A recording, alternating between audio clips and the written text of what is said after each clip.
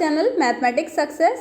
हम लोग यहाँ पर आज बात करने वाले हैं तुगलक वंश के बारे में। इससे पहले हम लोगों ने गुलाम वंश, खिलजी वंश, इन सब के बारे में डिस्कस कर लिया है। अब तुगलक वंश, उसके बाद सैयद वंश। ठीक है, कल सैयद वंश हो जाएगा और उसके बाद परसों जो है सल्तनत कालीन शासन व्यवस्था पूरा एक साथ में क्या व्यवस्था थी, कौन सा पद किसका था, ठीक है, इन सारी चीज़ों के बारे में डिस्कशन कर लेंगे। ठीक है, वो थोड़ा लंबा वीडियो होगा क्योंकि उसमें पूरा बताया जाएगा और मतलब ये सारे नहीं होंगे, मतलब सारे वंश नहीं होंगे, उन सब में क्या क्या हुआ खास चीज़ें वो सारी डिस्कस करेंगे। ठीक है, तो आज तुगलक वंश के बारे में पढ़ने वाले हैं। आप लोगों ने देखा था कि जो गुलाम वंश था वो 6 से 90 के बीच में रहा था, 1206 से 1290। ठीक है, 1290 से 1320 तक हमारा खिलजी वंश रहा था। अब ये जो तुगलक वंश है ये हमारा 1320 से 1398 तक रहा। ठीक है, सबसे कम टाइम पीरियड जो रहा था वो खिलजी ही रहे। ठीक है, देखो 1290 से केवल 1220, मतलब 30 साल ही शासन किया उन्होंने। ठीक है, तो अब देखेंगे हम लोग तुगलक वंश। तो तुगलक वंश का जो स्थापना होती है वो कैसे होती है, आपने देखा था कल खुसरो खां ने जो है मुबारक को जो है जो स्त्रियों के कपड़े पहन के आ जाता था दरबार में, उसको मार दिया था। ठीक है, उसके बाद खुद राजा बन गया था और वही आखिरी शासक हुआ खुसरो खां। ठीक है, उसी खुसरो खां को से लड़ाई होती है गाजी मलिक या तुगलक गाजी की। ठीक है, जिसे गयासुद्दीन तुगलक कहते हैं, और वो पराजित हो जाता है खुसरो खां और उसके बाद दिल्ली पे शासन स्टार्ट हो जाता है तुगलक वंश का। ठीक है, यहाँ से तुगलक वंश की नींव पड़ती है। गयासुद्दीन ने अलाउद्दीन के समय के लिए गए अमीरों की भूमि को पुनः लौटा दिया। ठीक है, जो अलाउद्दीन खिलजी के टाइम पीरियड पे अमीरों की भूमि ले ली गई थी, ठीक है, उसे फिर से लौटा दिया किसने, गयासुद्दीन तुगलक ने। ठीक है, तो तुगलक वंश की नींव पड़ती है गयासुद्दीन तुगलक के द्वारा और आते ही उसने क्या किया, अलाउद्दीन खिलजी ने जो अमीरों से भूमि ले ली थी उसको फिर से लौटा दिया। ठीक है, इसने क्या क्या मेन काम किए, ठीक है, उनको यहाँ पे याद रखेंगे। मोहम्मद बिन तुगलक द्वारा क्रियान्वित क्रमशः 4 योजनाएं इस प्रकार हैं। दोआब क्षेत्र में कर वृद्धि। ठीक है, दोआब क्षेत्र क्या होता था, गंगा यमुना का जो उपजाऊ क्षेत्र जहाँ 2 नदियाँ आकर के मतलब प्रवाहित होती थी, ठीक है, जिससे वहाँ पे उपजाऊ मिट्टी आती है ना नदियों के साथ बह करके, तो वही दोआब कहलाता था। ठीक है, तो वहाँ पे उपजाऊ मिट्टी है, मतलब उपज अच्छी होगी तो वहाँ का उसका कर उसने बढ़ा दिया। ठीक है, मतलब फसल का ज़्यादा पार्ट टैक्स लेने लगा। ठीक है, दूसरा काम क्या किया इसने, दूसरा काम इन्होंने किया राजधानी परिवर्तन। ठीक है, राजधानी चेंज करी। तीसरा सांकेतिक मुद्रा का प्रचलन, मतलब जो भी इस समय सिक्के चलते थे उनके मतलब उसके लिए सांकेतिक मुद्रा चलाई। फिर चौथा काम क्या किया, खुरासान और कराचिल का अभियान। ठीक है, ये इनके मेन पॉइंट हैं, 4 रहे हैं। तो आपको क्या क्या याद रखना है, एक तो इनका स्टार्टिंग कैसे कहाँ से होती है, गयासुद्दीन तुगलक से होती है, किसको हरा करके आए हैं, ये खुसरो खां को हरा करके आए हैं और इन्होंने दोआब के क्षेत्र में वृद्धि कर दी थी। ठीक है, सांकेतिक मुद्रा इन्होंने चलाई और खुरासान और कराचिल का अभियान भी इसमें हुआ। ठीक है, तो अब देखो गयासुद्दीन ने अमीरों की भूमि को लौटा दिया, ये हम लोगों ने देख लिया। उसके बाद सिंचाई के लिए कुएँ और नहर बनवाए। ठीक है, कुएँ और नहर सिंचाई के लिए किसने बनवाए, तो गयासुद्दीन तुगलक ने बनवाए। ठीक है, पहला शासक था, नहरों का निर्माण करवाने वाला पहला शासक कौन सा था, ठीक है, तो आप बताएंगे गयासुद्दीन तुगलक। ठीक, गयासुद्दीन तुगलक ने दिल्ली के समीप स्थित पहाड़ियों पर तुगलकाबाद नामक एक नया नगर स्थापित किया। रोमन शैली में निर्मित इस नगर में एक दुर्ग का निर्माण भी हुआ। इस दुर्ग को क्या कहते हैं, 56 कोट के नाम से भी जाना गया। ठीक है, गयासुद्दीन तुगलक ने दिल्ली के पास में जो पहाड़ियाँ थी वहाँ पे तुगलकाबाद नाम से एक नया नगर बसा दिया। ठीक है, क्योंकि ये तुगलक थे, जैसे आजकल के लोग मतलब अपने सरनेम के जैसे मान लो कोई तिवारी है, ठीक है, तो तिवारी चौराहा हो गया। ठीक है, और कोई शुक्ला है तो कह देते एक शुक्लापुर। ठीक है, ऐसे मतलब कई सारे मतलब उनके सरनेम के नेम पे नाम पड़ जाते हैं। ठीक है, तो ऐसे इन्होंने तुगलकाबाद बसा दिया। ठीक, और रोमन शैली में निर्मित इस नगर में एक दुर्ग का निर्माण हुआ। ठीक है, और दुर्ग को 56 कोट के नाम से जाना गया। तो 56 कोट दुर्ग का निर्माण किसने करवाया था, तो और यह कहाँ है, तो आप बताएंगे तुगलकाबाद में, गयासुद्दीन तुगलक के द्वारा। ठीक है, तो इतनी चीज़ें समझ में आई होंगी। अब आगे देखते हैं। गयासुद्दीन तुगलक की मृत्यु 1325 में हो जाती है। अभी देखा आपने 1320 ही में ये आया है और 1325 में इनकी मृत्यु हो जाती है। उसके बाद बंगाल के अभियान के से लौटते समय जूना खां द्वारा निर्मित लकड़ी के महल से दबकर हो गई थी। ठीक है, जूना खां जो इसका मंत्री था, ठीक है, उसने एक इनके बंगाल से अभियान करके लौट रहे थे विजय होके, तो उसने एक मतलब एज अ जैसे दावत टाइप से इसने करवाई और वो लकड़ी से बना हुआ महल टाइप से था, तो जो है वो गिर गया। ठीक है, जिसके कारण उसमें में दब गए ये और मृत्यु हो गई। ठीक है, 1325 में, तो 5 ही साल ये शासन कर पाए। उसके बाद जूना खां, जिसे मोहम्मद बिन तुगलक के नाम से दिल्ली के मतलब जाना गया बाद में, तो दिल्ली के सिंहासन पे बैठता है ये। तो आपने देखा कि हो सकता है षड्यंत्र के द्वारा ही जूना खां ने गयासुद्दीन तुगलक को मतलब मार दिया हो। ठीक है, एज अ प्लान बना करके, क्योंकि उस टाइम पीरियड पे कितनी मतलब आपस में ही लड़ाई रहती थी। ठीक है, कि हम राजा बनेंगे, हम राजा बनेंगे। ठीक है, तो इसलिए हो सकता है जूना खां ने उसको षड्यंत्र के द्वारा मार दिया। कहीं कहीं उल्लेख मिलता है, हालांकि अब कोई उस समय का तो है नहीं जो हमें बताएगा कि रियलिटी क्या थी। ठीक है, तो आपको बस इतना ध्यान रखना है, गयासुद्दीन तुगलक आता है, बंगाल अभियान से लौट रहा था, तभी लकड़ी मतलब वहाँ पे जूना खां के द्वारा लकड़ी से निर्मित एक महल था जहाँ दावत चल रही थी। ठीक है, उसमें दब के मर गया था। ठीक है, और फिर जूना खां, जिसे बाद में मोहम्मद बिन तुगलक के नाम से जाना गया। आपसे पूछ सकता है कि जूना खां किस नाम से दिल्ली के सिंहासन पर बैठा, या जूना खां कौन था, तो आप बताएंगे मोहम्मद बिन तुगलक था। ठीक है, और कोई नहीं था, ये मोहम्मद बिन तुगलक ही जूना खां था। ठीक है, अब क्या होता है, ये आते हैं, मोहम्मद तुगलक सर्वाधिक शिक्षित, विद्वान और योग्य व्यक्ति था। जितने भी सुल्तान हुए, ठीक है, उनमें सबसे योग्य और शिक्षित कौन था, मोहम्मद बिन तुगलक। मोहम्मद बिन तुगलक को अपनी सनक भरी योजनाओं, क्रूर कृत्यों और दूसरों के सुख दुख के प्रति उपेक्षा भाव रखने के कारण स्वप्नशील, पागल और रक्त पिपासु कहा गया। देखो, हमने अभी देखा कि ये सबसे ज़्यादा विद्वान भी था, योग्य भी था, फिर मतलब इसने जो है नई नई योजनाएं लागू करना स्टार्ट किया। ठीक है, अब मतलब कुछ योजनाएं इसकी ऐसी होती थी, मतलब क्रूर टाइप से, ठीक है, क्रूरता भरी। ठीक है, और सुख दुख के प्रति उपेक्षा का भाव रखता था, तो इसीलिए इसको क्या कहा गया, स्वप्नशील कहा, पागल कहा, रक्त पिपासु मतलब रक्त का प्यासा। ठीक है, पागल है मतलब, ठीक है, ऐसा कहते थे लोग। अब वो तो वही जाने क्या थे। मोहम्मद बिन तुगलक ने कृषि के विकास के लिए अमीर ए कोही नामक एक नवीन विभाग की स्थापना की। ठीक है, तो नवीन जो मोहम्मद बिन तुगलक हैं, ये काहे की स्थापना करते हैं, ठीक है, तो अमीर ए कोही, जो कि किसके लिए, कृषि के लिए है, और इसमें मतलब कृषि से रिलेटेड जो भी होता था उससे रिलेटेड है। ठीक है, नया विभाग बनाया था इन्होंने। दिल्ली से राजधानी को देवगिरी स्थानांतरित करते हैं ये। और देखो, अभी हमने उधर देखा था, मोहम्मद बिन तुगलक के समय में क्रियान्वित 4 योजनाएं। ठीक है, 2 में कर वृद्धि की थी, राजधानी चेंज की थी, मतलब दिल्ली से कहाँ लेके आए थे, देवगिरी, हाँ, दिल्ली से देवगिरी लेकर के आए थे। ठीक है, जो अभी पीछे देखी थी वो गयासुद्दीन तुगलक नहीं था। ठीक है, वो जो योजनाएं थी वो मोहम्मद बिन तुगलक की थी। ठीक है, अब देखो, इसे बाद में देवगिरी को ही बाद में दौलताबाद के नाम से जाना गया। सांकेतिक मुद्रा चलाई थी, अभी देखा था हमने 3-4 मेन पॉइंट। उसमें सांकेतिक मुद्रा क्या चलाई, कांसा, तांबा धातु के सिक्के चलवाए। ठीक है, जिनका मूल्य चांदी के रुपए टका के बराबर होता था। देखो, तो लोगों ने क्या किया, जब इसने चांदी का सिक्का और कांसा और तांबा का सिक्का अगर आप सेम वैल्यू पे रख देंगे, तो लोगों ने क्या सोचा, चलो ये कांसा वाला सिक्का देकर के चांदी के सिक्के लेना स्टार्ट कर दिया, जिससे बाद में इसको बहुत ज़्यादा लॉस भी हुआ था। ठीक है, एडवर्ड थॉमस ने मोहम्मद बिन तुगलक को प्रिंस ऑफ मनियर्स की संज्ञा दी थी। ठीक है, तो प्रिंस ऑफ मनियर्स किसे कहा गया, तो मोहम्मद बिन तुगलक, जिसे जूना खां के नाम से पहले जाना जाता था, और किसने कहा है, तो एडवर्ड थॉमस ने कहा है। ठीक है, एज इट इज़, एडवर्ड से याद रख लो, एज इट इज़। ठीक है, एज इट इज़ वर्ड कहे हैं किसने, किसको कहा गया एज इट इज़, मोहम्मद बिन तुगलक को। प्रिंस ऑफ मनियर्स, ठीक है, प्रिंस ऑफ मनियर्स किसने कहा है, बिल्कुल एज इट इज़ ऐसे ही वर्ड बोले गए, एडवर्ड थॉमस ने। ठीक है, अब देखो, अफ्रीका यात्री इब्न बतूता के बारे में तो बहुत सुना होगा। कहाँ का यात्री था, तो ये मोरक्को का यात्री था। ठीक है, और इसने रेहला नामक पुस्तक भी लिखी है। दिल्ली का काजी नियुक्त किया सुल्तान से। इब्न बतूता की पुस्तक रेहला में मोहम्मद तुगलक के समय की घटनाओं का वर्णन मिलता है। इसने अपनी पुस्तक में विदेशियों, व्यापारियों के आवागमन, डाक चौकियों की स्थापना यानी डाक व्यवस्था और गुप्तचर व्यवस्था के बारे में भी लिखा है। ठीक है, मोहम्मद बिन तुगलक ने जिन प्रभासूर नामक जैन साधु के साथ विचार विमर्श किया था। ठीक है, मोहम्मद तुगलक ने एक साधु थे, जैन साधु, प्रभासूर नाम था उनका, उनके साथ विचार विमर्श किया, वो भी इसमें देखने को मिलता है। ठीक है, और क्या क्या मिलता है इनकी पुस्तक में, विदेशियों के आक्रमण के आवागमन की जानकारी, भाई इनके टाइम पीरियड पे आया तो इन्हीं के बारे में तो लिखेगा।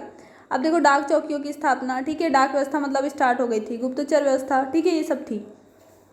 अब मोहम्मद बिन तुगलक मृत्यु हो जाती है 1351 में। लगभग 25 सालों तक इनका शासन चला, भाई 1325 में बैठ गए थे गद्दी पे। ठीक है, अब देखो सिंध जाते हैं समय ठट्टा के निकट गोडाल में हो गई थी, ठीक है, सिंध जा रहे थे और इनकी मृत्यु हो गई।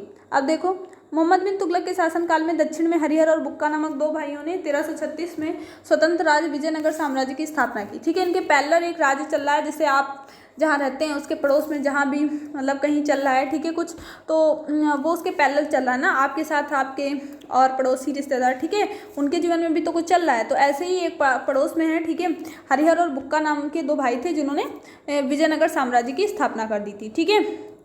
अब देखो महाराष्ट्र में अलाउद्दीन बहमन शाह ने स्वतंत्र बहमनी साम्राज्य बना लिया। अब मोहम्मद बिन तुगलक की मृत्यु के बाद तो और भी बिखर जाएंगे सब, ठीक है। मोहम्मद बिन तुगलक की मृत्यु के बारे में बदायूनी लिखते हैं कि लोगों को उससे मुक्ति मिली है और उससे लोगों से, ठीक है। देखो हमने देखा था उसे क्या कहा गया, रक्त पिपासु, स्वप्नशील, पागल, जिसको इतना सब कहोगे तो वैसे भी पागल हो जाएगा, ठीक है। तो बदायूं ने इसके बारे में लिखा है कि लोगों को उससे मुक्ति मिली और उसे लोगों से, ठीक है, लोग भी खुश और वो भी खुश कि उसे लोगों से मुक्ति मिल गई और लोगों को उससे। तो ये किसके बारे में कहा गया है, तो ये मोहम्मद बिन तुगलक के बारे में कहा गया है। सबसे ज़्यादा विद्वान कौन था, यही हुआ, ठीक है, सुल्तानों में, मध्यकालीन सुल्तानों में। अब देखो मोहम्मद बिन तुगलक शेख अलाउद्दीन का शिष्य था और वह सल्तनत काल का पहला शासक था जो अजमेर के शेख मोइनुद्दीन चिश्ती की दरगाह और बहराइच के सालार मसूद गाजी के मकबरे में गया, ठीक है।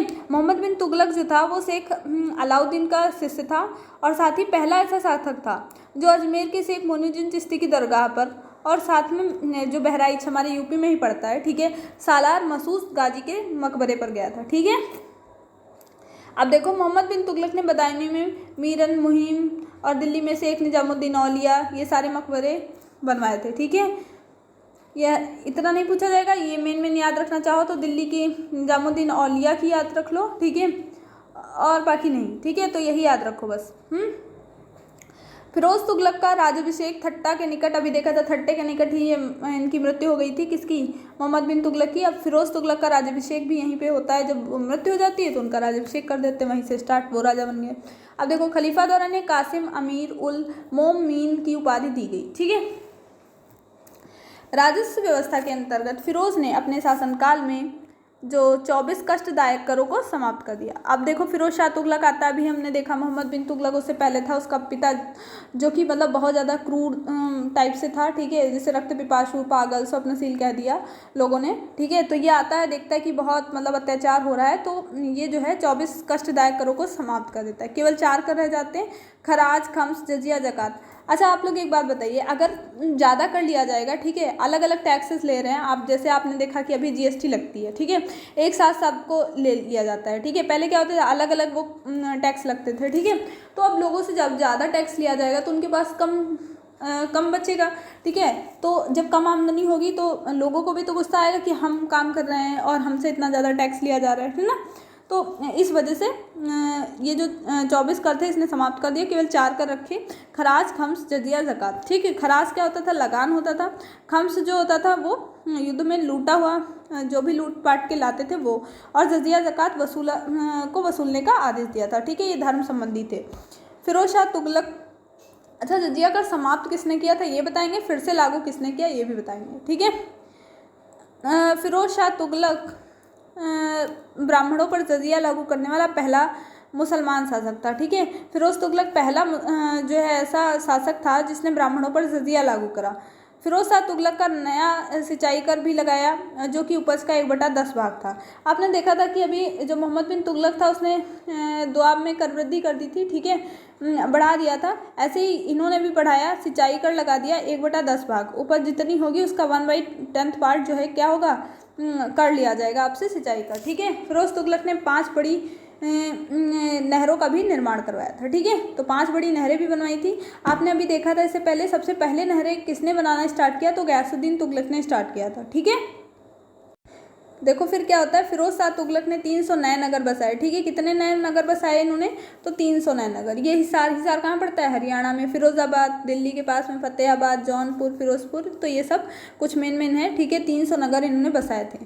इनके शासनकाल में खिजराबाद और मेरठ में अशोक के 2 स्तंभों को लाकर दिल्ली में स्थापित किया गया, ठीक है। ये क्या करते हैं, खिजराबाद जो कि टोपरा गांव में पड़ता है, मतलब खिजराबाद के टोपरा गांव में, और मेरठ से अशोक के 2 स्तंभ लेकर के आते हैं और दिल्ली में स्थापित कर देते हैं, ठीक है। और सुल्तान फिरोज़ तुगलक ने अनाथ मुस्लिम महिलाओं, विधवाओं, लड़कियों के लिए दीवाने खैरात की स्थापना की। अभी आपने देखा था कि एक कृषि विभाग की स्थापना की थी, तो किसने की थी? वो मोहम्मद बिन तुगलक ने की थी, अमीर को ही, ठीक है। और यहाँ पे ये काहे की करते हैं? दीवाने खैरात, लड़कियों, महिलाओं, मुस्लिम महिलाओं, विधवाओं के लिए जो है विभाग था। अब देखो दीवाने खैरात मतलब खैरात कहेंगे, खैरात बांट रहे हो मतलब दान टाइप से, ठीक है। सल्तनत कालीन सुल्तान के शासनकाल में सबसे अधिक दासों की संख्या फिरोज शाह तुगलक के समय थी। सल्तनत काल में जो भी सुल्तान हुए, शासक हुए, ठीक है, सबसे ज़्यादा जो दास थे वो फिरोज शाह तुगलक के टाइम पीरियड पे ही थे। दासों की देखभाल करने के लिए फिरोज ने एक नए विभाग की दीवाने बंदगान की स्थापना की। देखो अभी दास तो थे ही, दास काम करते थे, और दासों की भी देखभाल के लिए उन्होंने एक नया विभाग बनाया, मतलब दीवाने बंदगान, कि उनको भी कोई तकलीफ ना हो। इसने सैन्य पदों को वंशानुगत कर दिया, मतलब अगर आज आपके पिताजी सैनिक हैं तो कल आप भी सैनिक बन जाएंगे, ठीक है। वंशानुगत हो गया, एज अ राजा जैसे वंशानुगत चल रहा था वैसे ही। इसने अपनी आत्मकथा फतूहात ए फिरोज शाही की रचना की, ठीक है। तो फिरोज शाह तुगलक की जो आत्मकथा है वो कौन सी है? तो फतूहात ए फिरोज शाही, ठीक है। जियाउद्दीन बर्नी और शमसे सिराज आफीफ को अपना संरक्षण प्रदान किया। इसने ज्वालामुखी मंदिर के पुस्तकालय से लूटे गए 1300 ग्रंथों में से कुछ को फारसी में विद्वान अपाउद्दीन द्वारा दलायते फिरोजशाही नाम से अनुवाद कराया, ठीक है। ज्वालामुखी मंदिर से पुस्तकालय था ज्वालामुखी मंदिर में, तो वहाँ से लूट करके ये 1300 ग्रंथ लेके आया, ठीक है। बाद में फारसी में इसने अनुवाद कराया, दलायते फिरोजशाही के नाम से अनुवाद कराया, ठीक है। चांदी और तांबे के मिश्रण से निर्मित सिक्के भारी संख्या में जारी करवाए, जिन्हें अद्धा और विक कहा गया, ठीक है। चांदी के अद्धा और तांबे के विक कहा गया। फिरोज शाह तुगलक की मृत्यु हो जाती 1388 में। ये भी लंबे समय तक शासन रहा इनका भी, 1351 से 88 तक, ठीक है। अब देखो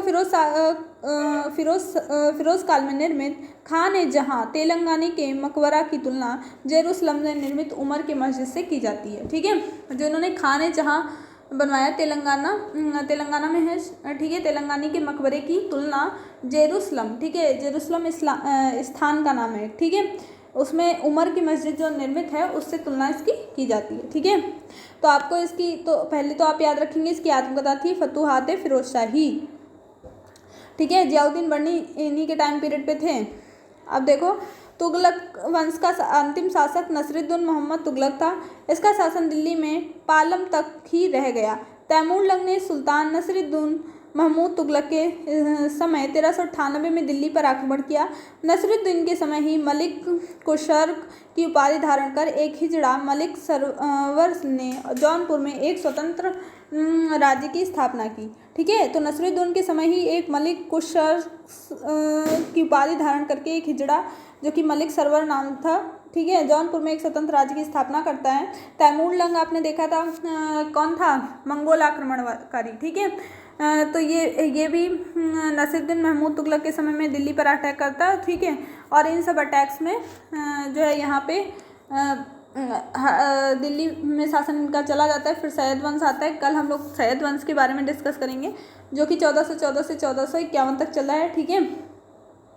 और बीच में ये जो टाइम पीरियड रहा है 1398 के बाद, ठीक है, तो वो सब कई सारे शासन आए, ठीक है, चले गए।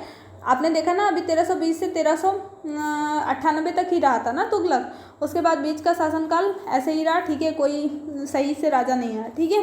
अटैक होते रहे, तो वो टाइम पीरियड पे कुछ नहीं था, ठीक है, कोई वंश काम नहीं कर रहा था। तो यहाँ पे बाद में आता है सैयद वंश 1414 से 1451 तक, तो वो हम लोग कल डिस्कस करेंगे। एक बार मेन मोटे मोटे पॉइंट देख लेते हैं क्या क्या आप लोगों ने सीखा। तो आपने देखा कि तुगलक वंश की नींव पड़ जाती है, ठीक है, खुसरो खां को पराजित करके तुगलक जो कि गाजी मलिक या जिसे कहें हम लोग गयासुद्दीन तुगलक, वो गद्दी पर बैठता है। और उसके बाद वो क्या करता है, जो अलाउद्दीन खिलजी ने अमीरों की भूमि को ले लिया था उसे वापस लौटा देता है। और सबसे पहला ऐसा राजा था, सुल्तान था, जिसने नहरों का और कुओं का निर्माण कराया, ठीक है। और उसके बाद उसने क्या किया था, तुगलकाबाद भी बसाया था, ठीक है, गयासुद्दीन तुगलक ने बसाया था। और एक दुर्ग था, ठीक है, जिसे 56 कोट के नाम से जाना गया। किस शैली में निर्मित था? तो रोमन शैली में निर्मित था, ठीक है।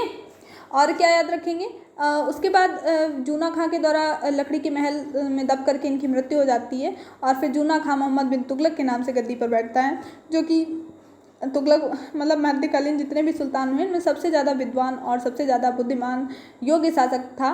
लेकिन बाद में उसे लोगों ने रक्त पिपासु, पागल, स्वप्नशील ये सारी कहा, ठीक है। सनक भरी योजनाएं थी उसकी कुछ, और सुख दुख के प्रति उपेक्षा का भाव रखता था, इस वजह से उसको कहा गया।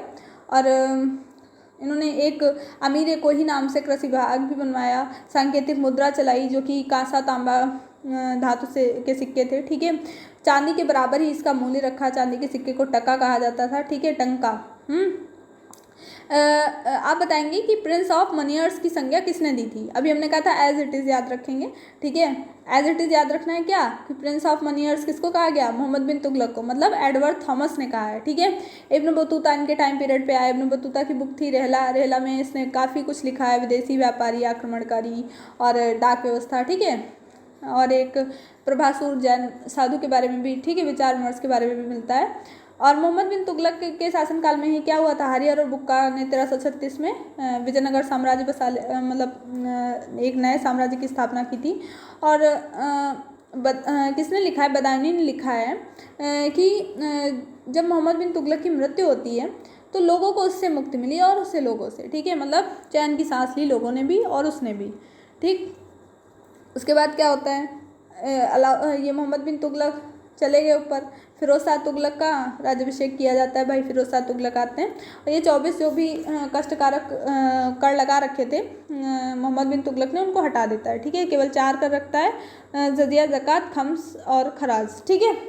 खम्स जो होता था युद्ध में लूटपाट वाला होता था, खराज लगान थी, ठीक है। सिंचाई कर भी लगा दिया, उपज का 1/10 बार ले लिया जाता था, ठीक है।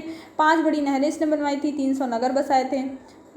और क्या किया था इसने, मेरठ और कहाँ से, खिरजाबाद से जो भी अशोक के स्तंभ थे उनको ला करके दिल्ली में स्थापित करवाया। दीवान खैरात की स्थापना की थी। इसकी जो आत्मकथा है वो फतूहात फिरोजशाही है। ज्वालामुखी मंदिर से जो इसने ग्रंथ लूटे थे उनका फारसी में अनुवाद कराया था दलायते फिरोजशाही के नाम से। चांदी और तांबे के सिक्के चलवाए। चांदी के सिक्कों को अद्धा कहा गया और तांबे के सिक्कों को बिक कहा गया, ठीक है। और क्या करा था इन्होंने, यही सारे काम किए। अंतिम शासक कौन हुआ, नसरुद्दीन महमूद तुगलक, ठीक। तुगलक वंश का अंतिम शासक नसरुद्दीन महमूद तुगलक। ये कब बैठता है, 1398 के समय तैमूर लंग इनके अटैक कर देते हैं, ठीक है। उसके बाद सही से कोई शासन वासन करने वाला रह नहीं जाता है और धीरे धीरे ये पूरा समाप्ति की ओर अग्रसर हो जाता है, ठीक है। फिर आता है हमारा सैयद वंश 1414 में, जो कि हम लोग कल पढ़ेंगे। तो उम्मीद करते हैं सारी चीज़ें आपके माइंड में बिल्कुल फिट बैठ गई होंगी, ठीक है। जहाँ पे कुछ समझ में नहीं आया है तो नीचे कमेंट बॉक्स से टाइप कर सकते हैं। और अगर आपको वीडियो पसंद आया है तो please like, share and subscribe. मिलते हैं नेक्स्ट वीडियो में। जय हिंद, जय भारत।